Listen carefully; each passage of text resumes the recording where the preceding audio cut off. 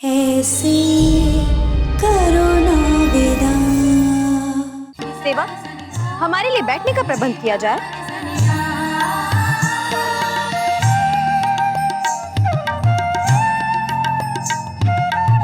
आइए बैठिए राजकुमारी जी।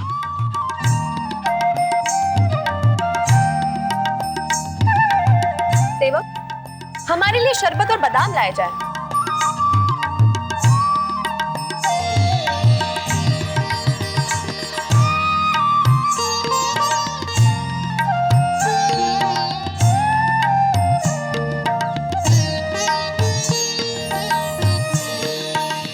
अच्छा सेवक, एक बात बताओ, हमारे राज्य में क्या दूर दूर तक सब लोग खुश हैं? जी राजकुमारी जी। और कोई भूखे पेट तो नहीं सोता ना? सवाल ही नहीं उठता। बहुत अच्छे। ये बताओ कि हमारे राज्य में कोई उदास या परेशान तो नहीं? जी नहीं। कोई किसी की गुलामी तो नहीं कर रहा? कर रहा है ना राजकुमारी जी। कौन? हम आपकी। अच्छा अच्छा ठीक है, आज से हम ऐलान करते हैं, हमारे राज्य में मालिक और सेवक में कोई अंतर नहीं समझा जाएगा। चलो तुम लोग भी शरबत पी लो। तुम लोग क्या याद रखोगे? तुम भी पियो।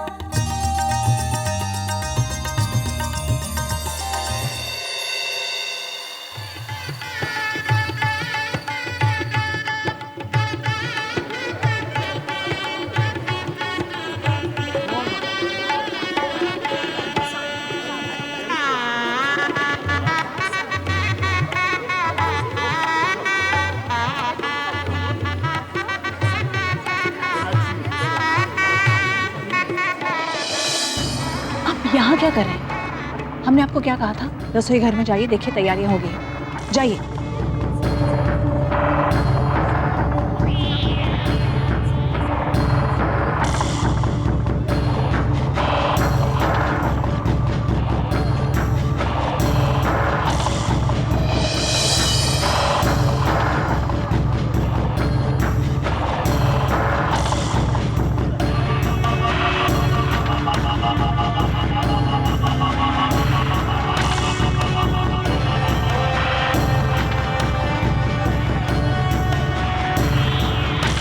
वाह भाई वाह, आज के इस आधुनिक समय में भी राजसी ठाट बाट की तो बात ही कुछ और। अरे भाई, राजा तो हम भी कहलाते हैं, लेकिन ऐसी राजसी आयोजन तो अब सिर्फ दादाजी की अमर कथाओं में ही सुनने को मिलती है। भाई रानी माँ ने तो कमाल कर दिया। वाह।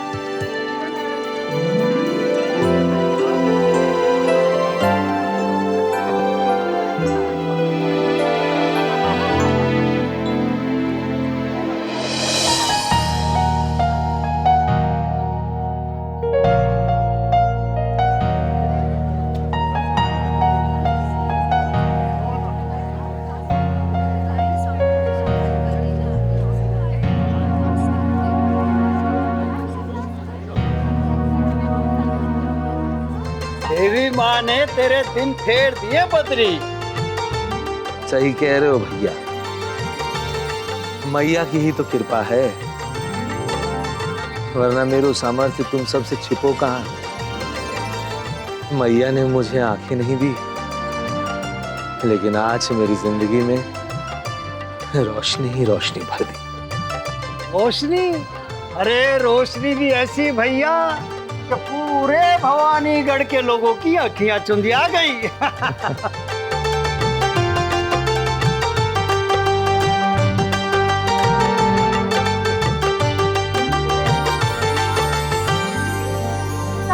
अब आप एक काम कीजिए, रीवा दीदी के साथ हमें भी दहेज में दे दीजिए। आपकी इज्जत भी रह जाएगी और हमें भी रोज मालपुए खाने को मिलेंगे। इतनी मुश्किल से तुझे और तेरे निकम्मे दोस्तों से दूर कर रही हूँ और तू साथ जाने की बात कर रहा है। चल जा, हाथ बटा।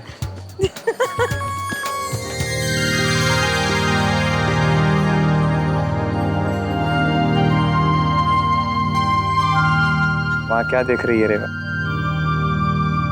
ये जो मैं अब तक नहीं देख पाई थी। रेवा, तू खुश तो है ना?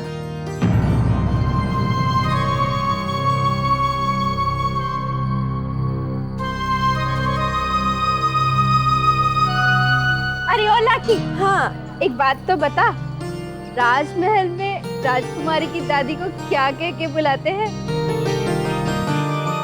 रानी दादी या फिर कुछ और? अरे मैं सब समझती हूँ। तू मेरी टांग खींचने की कोशिश कर रही है, पर कान खोल के सुन ले, मेरी बेटी ब्याह के बस्ती में रहे या राजमहल में जाए, माँ दादी का रिश्ता कभी बदलता नहीं। अरे आज भी मैं उसकी दादी हूँ और ब्याह के राजमहल में जाएगी तो भी मैं उसकी दादी रहूंगी। बकवास की बात मत क्या कर इधर उधर की। पता है भैया, कुछ दिन पहले तक ऐसा लगता था जैसे खुशी हमारे घर का रास्ता ही भूल गई है। सबके चेहरे ऐसे होते रहते थे जैसे कोई जी ही नहीं रहा। सब जैसे कोई मजाक काट रहे थे। पर अब देखो ना, माँ बापू दादी और आप, सबके चेहरे कैसे खुशियों से भर गए ना। मैं सबके बारे में नहीं रेवा, तेरे बारे में जानना चाहता हूँ।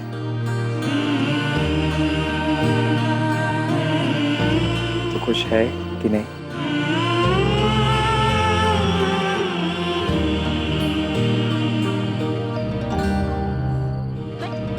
भैया सच पूछो तो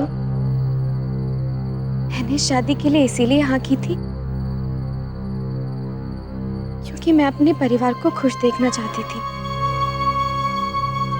मैं सबके होठों की हंसी वापस लौटाना चाहती थी। पर अब क्या रेवा? भैया मुझे नहीं पता था, मैंने जो कदम अपने परिवार को खुशी देने के लिए उठाया है, वो सबसे ज्यादा खुशी मुझे देगा। भैया मैं इसीलिए खुश नहीं हूं क्योंकि आप सब लोग खुश हैं, बल्कि मैं वाकई शादी से बहुत खुश हूँ, बहुत खुश। ऐसा लग रहा है जैसे मैं एक नए रूप में, एक नए जीवन में प्रवेश कर रही हूँ।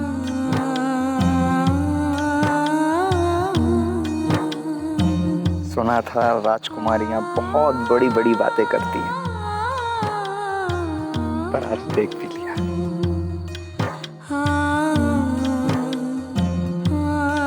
तो हमेशा खुश रहे।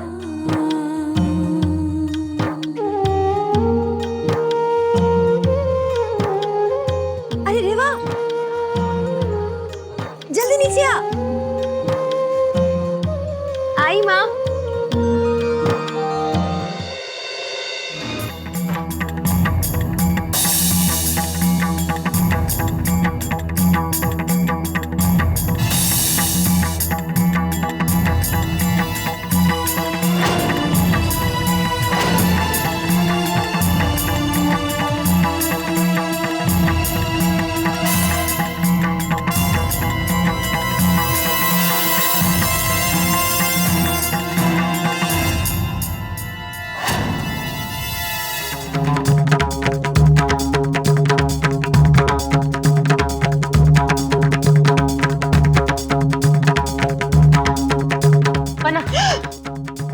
लाइए मुझे दीजिए, मैं ले जाती हूँ। नहीं नहीं आप ले जाती हूँ।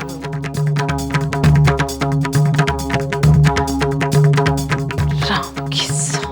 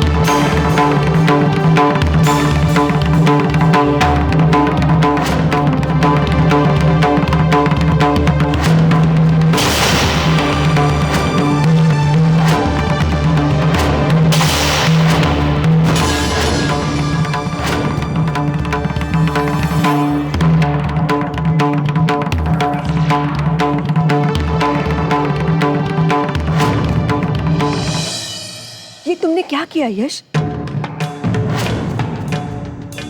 शादी से पहले मेहंदी का इस तरह गिरना बहुत बड़ा अपशगुन होता है।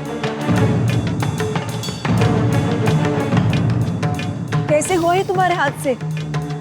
तो रानी माँ,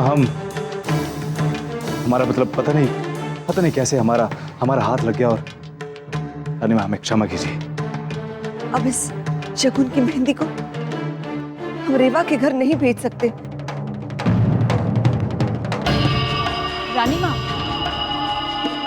आप चिंता ना करें, ये शगुन की मेहंदी नहीं है।